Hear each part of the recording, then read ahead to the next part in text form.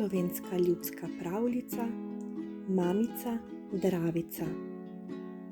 Bilo je v tistih časih, ko naši pradedje rži in pšenice še niso poznali.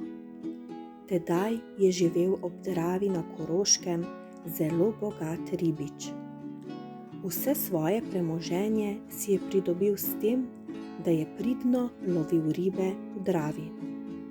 Poln hvaležnosti je nekega dne vprašal Dravo: Mamica Dravica, s čim naj ti povrnem, da si mi pomagala do blagostanja?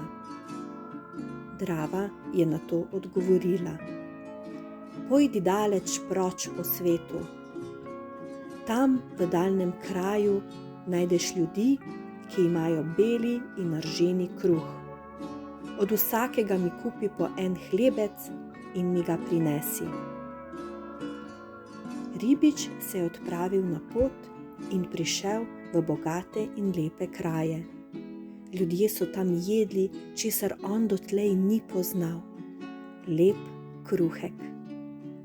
Kupil je 2 hleba, kakor mu je bila Drava naročila.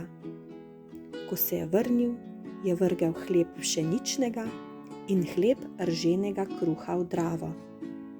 Reka je začela naraščati in je poplavila ves levi in desni breg. Ko pa je voda odtekla, sta začeli odganjati lepa rž in rumena pšenica. Tako so ljudje dobili seme in povsod so začeli sejati rž in pšenico.